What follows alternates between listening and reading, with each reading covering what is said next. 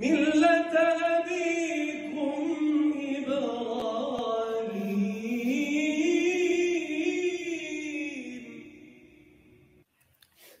أعوذ بالله من الشيطان الرجيم.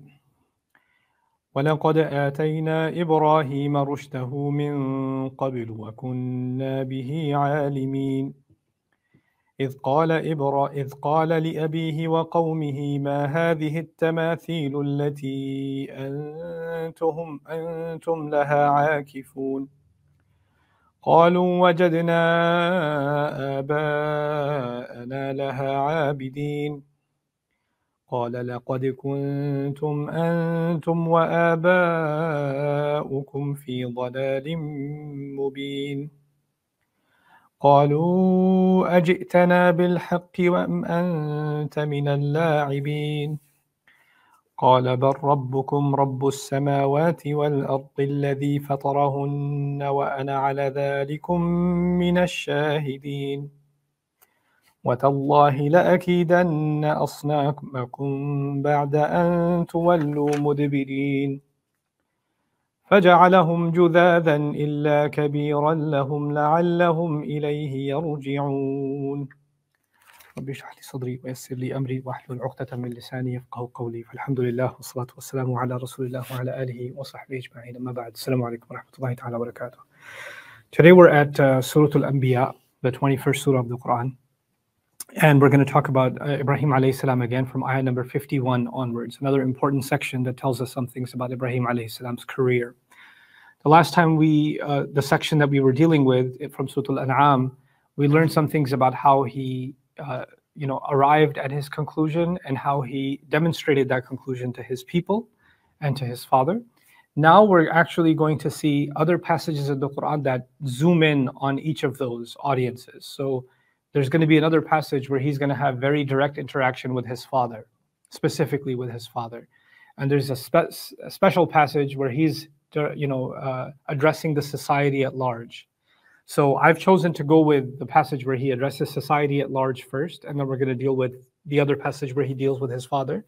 But there's wisdom in that Allah Azza wa Jal highlighted that as human beings, when we speak up for the truth, when we follow the religion of Ibrahim alayhi salam, there are levels of challenges.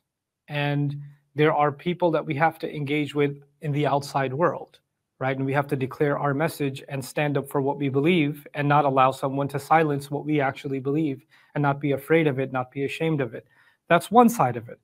But it can also be that what you believe is not acceptable within your own family, or within your own inner circle, right? And you're being silenced or suffocated for what you believe within that. And so Ibrahim alayhi salam's legacy addresses both of those challenges and what comes with that. And they each have a different obstacle. So what we're going to see today is when he's challenging society at large. And, you don't have to be a public figure or somebody who's always engaged with thousands and thousands of people, but we all have work, business, school, right? You deal with non-Muslims and people that don't believe the same ideas as you do. And now, because the world's become one giant social media web, people are commenting on the same material from all over the world, right? People of different beliefs and different views. And the commentary space, that exchange space, has become a very immature, aggressive, hostile kind of space where like normal conversation becomes almost impossible, right? And there's a kind of mob mentality, right? So, and it's interesting that a lot of social media giants fuel that by allowing hearts and angry emojis, and so you can gauge how many people are being angered and how many people are like, and they're pitting people against each other and emotions against each other. So when somebody gives a thumbs down, other people jump on them and say, "Oh yeah, you're one of those guys," and they come at them. So there is such a thing as a mob mentality. There is such a thing as the power of a large crowd and how intimidating it can be. You see that play out in different parts of the world, even in the United States sometimes. But for example, the kind of hostilities that are happening towards Muslim women in India nowadays, for instance, for wearing hijab, right? Or at universities, the kinds of things that Muslims have faced, for example, in Sri Lanka, that we don't hear much about, right? So there are, and this is not just, and I'm not to say that only Muslims face this. People face this all the time. But Ibrahim alayhi salam's story is going to be not just about the rights of a person, but it's going to be actually about the rights of Allah. Right? He's not standing up for his rights, actually. He's saying Allah deserves to be talked about in a way that is honest. Right? So it's not about himself. Usually when you see people speaking up, they're speaking up for a particular interest group. And even Muslims can become an interest group. Muslim civil rights, Muslim liberties. And that's a legitimate cause, just like any other civil liberties are a legitimate cause. But that's not what's being talked about here. What's being talked about here is actually your faith. What is it that you believe? And why should you be, be silenced against what you believe? So we're going to start reading this from, again, Surah Al-Anbiya. وَلَقَدْ آتَيْنَا إِبْرَاهِيمَ رُشْدَهُ مِنْ قَبْلُ وَكُنَّا بِهِ عَالِمِينَ. We had already given Ibrahim alayhi salam his uprightness from much before, and we were fully aware of him. We fully knew about him. إِذْ قَالَ لِأَبِيهِ وَقَوْمِهِ. When he said to his father and to his entire nation, مَا هَذِهِ التَّمَاثِيلِ الَّتِي أَنْتُمْ لَهَا عَاكِفُونَ. What are these tamathil? I'll translate that in a second. What are these tamathil that you people sit in front of in devotion? So tamathil comes from the Arabic word tamthil, which comes from mathal. Mathal is actually an example or an equivalent. Tamthil becomes a representation. Okay, a representation. So this is interesting because for those people, they didn't necessarily worship the idol, but the idol represents a God that is somewhere and that God has these powers. It's not this idol. You could break the idol and they know that too. But these idols represent something more, right? And then the amulets that they wear, or the trinkets that they might put in their car, or the amulets that they might tie around their arm, they represent something, right? So they could say, yeah, this is just a piece of string, it's just a piece of leather, or whatever it is, but it represents a supernatural deity behind it, right? So this is Ibrahim alayhi salam challenging a common thread that exists in many religions, which is what we take physical objects and we say this physical object represents something supernatural. It represents some kind of God. It represents some kind of superpower, right? So you might find a manifestation of that with Catholics wearing a crucifix, and it's a holy thing that they're wearing. They're going to kiss it. They're going to keep it. You'll find in some parts of the world drug dealers that are devout Catholics that are, before they go into a drug deal, they're going to kiss their crucifix and go in because or they're going to pray to a certain saint that's going to watch out for them while they make sure that the narcotics distribute in the society properly, right? So, but you have this notion that objects become holy, right? You can have, in the United States, for many hotels, you'll open up the drawer in the side drawer of a hotel room, and you'll see a copy of the Bible, or the Book of Mormon in many cases, right? And it's not because somebody will read it necessarily, but it's also part of the blessings of it all. Or you'll see like a crown in the back of a car, And the thing is, Hindus do this, Muslims do this. I've told you a story before. Our neighbor back in New York, when I was in high school, old lady, she was going to, what's that place past, it's somewhere in New Jersey, the gambling city. I'm forgetting, the Atlantic City. So she's heading to Atlantic City to gamble because it's their thing. They go on the weekend to gamble, right? And she's going out and she drops a picture frame from her bag as she's walking out of the apartment.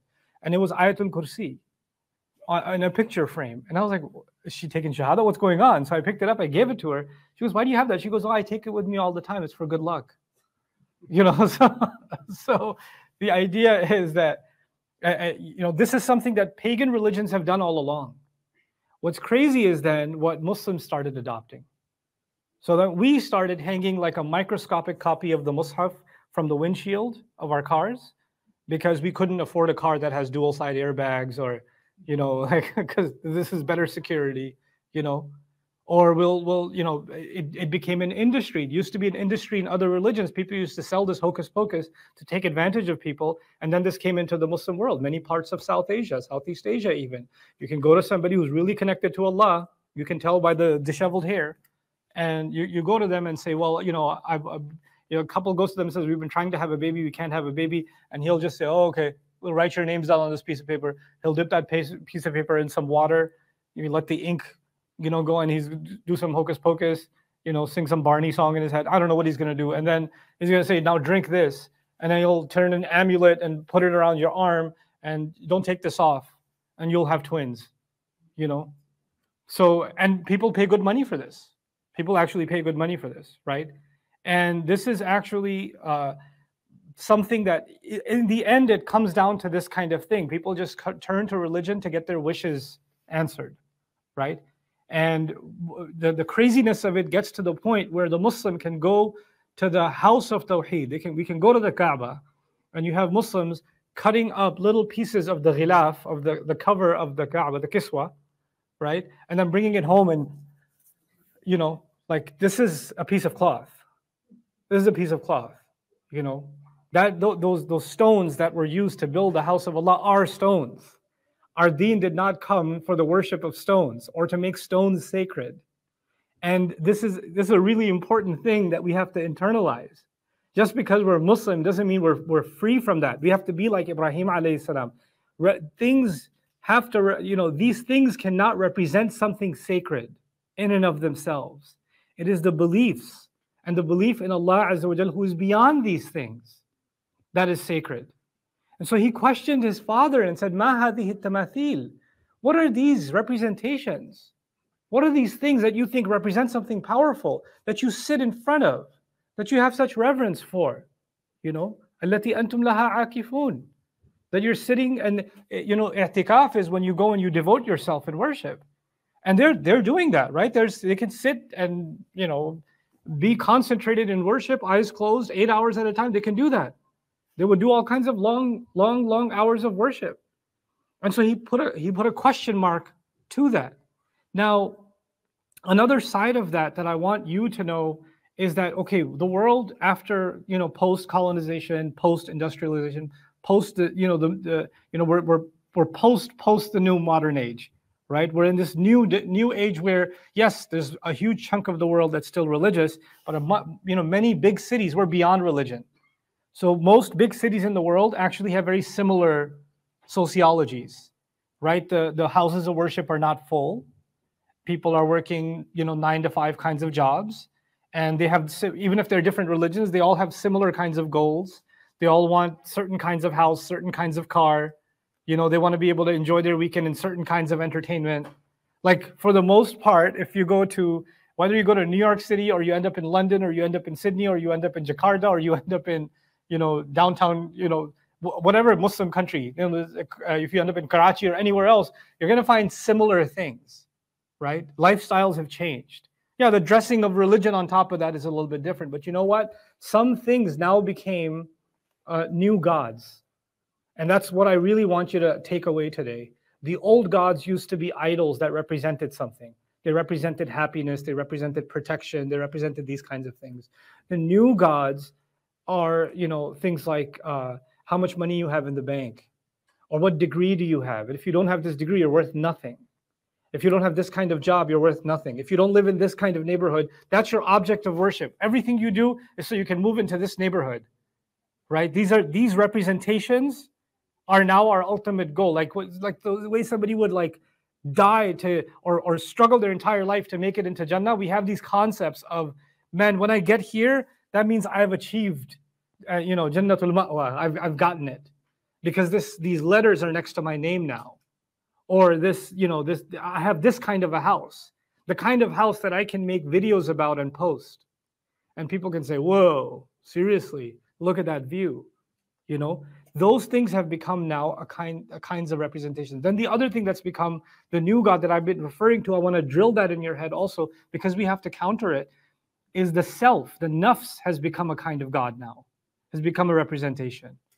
So my happiness is the ultimate objective. Me feeling good is the ultimate objective. Nothing can get in the way of me feeling good, you know. And so if that means that I have to be addicted to video games because I want to keep getting dopamine hits by crushing candy, then that's what I'm going to do. I'm just going to stay on it and stay on it and stay on it. You know, if it means that I have to keep putting more and more, you know, fake images of myself online and represent myself a certain way to build, then that's what I'm going to do. Ibrahim alayhi salam is taking something the entire society is obsessed with and saying, what is it that you're spending so much time on? What is this? Why are you so sitting in devotion in front of these tamathil? I love this word tamathil that the Quran used here, because It targets what Ibrahim alayhi salam was targeting, but it targets all the tamathil that will come after him. Like for ages to come, we're going to have different tamathil. Like we have different tamathil now. You know, how many studies are there now about people that are suffering from social media addiction?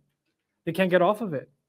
How many people are now extreme levels of, you know, the low self-esteem, low self-value, all of it associated with the addiction they have to these devices and these comparisons, this new obsession with comparison, and we're just sitting before them and we're, you know, hoping that we can make it to Jannah, meaning we can have this many followers. That's our Jannah now, you know. So he said, and what was the answer that he got? We'll just talk about these two things today. قالوا وجدنا آباءنا لها عابدين.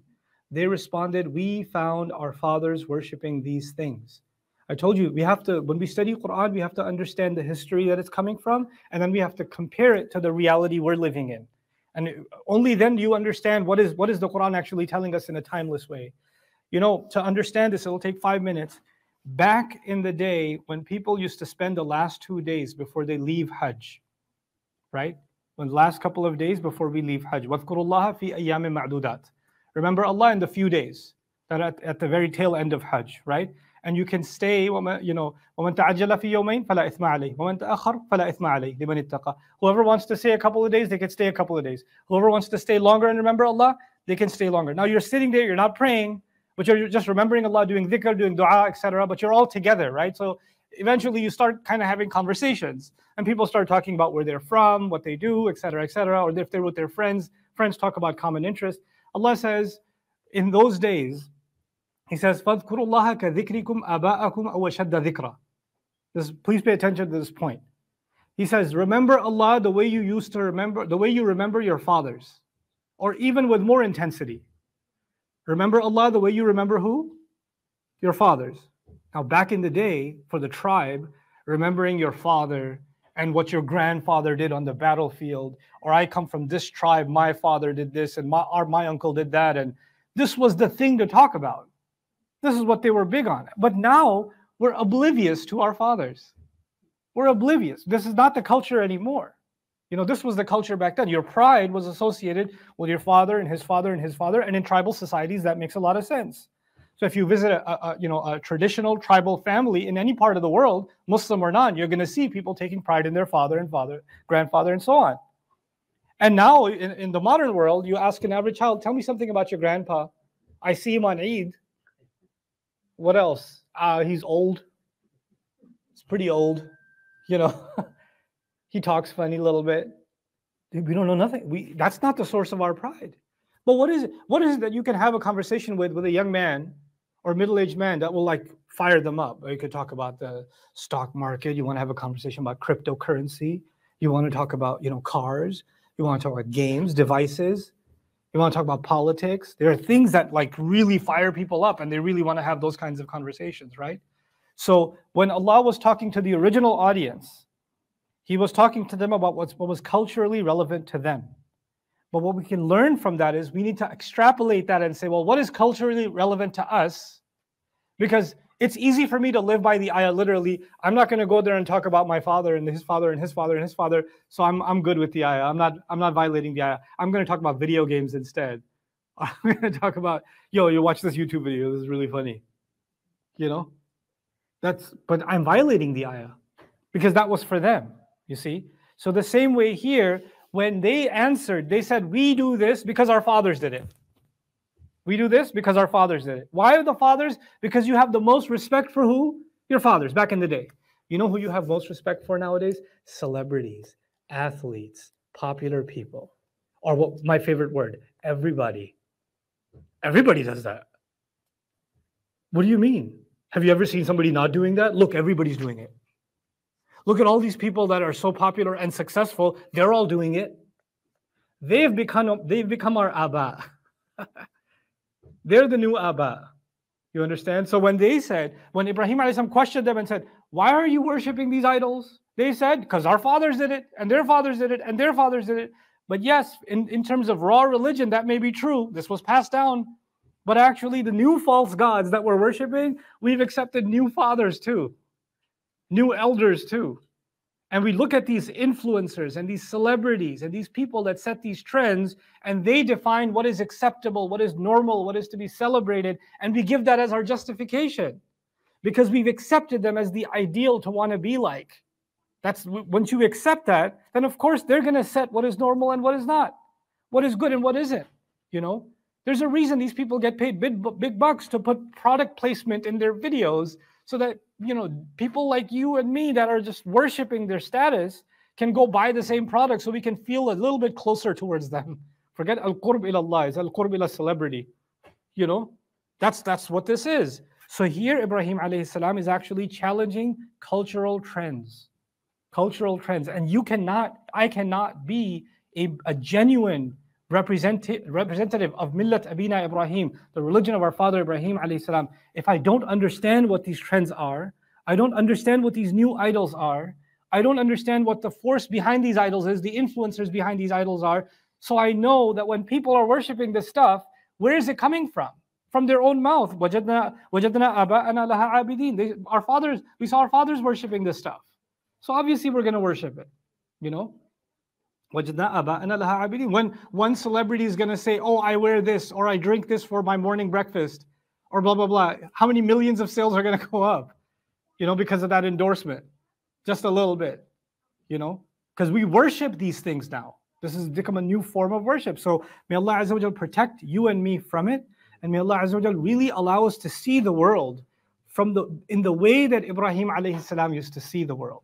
That is actually what Allah Azza wa Jal wants us to develop, the eyes of Ibrahim alayhi salam, the heart and the mind of Ibrahim alayhi salam. This is why it's the religion of our father Ibrahim alayhi salam. Barakallahu li wa lakum fil Quran al-Hakim wa nafa'ani wa iyyakum bil ayati wa dhikri al-Hakim.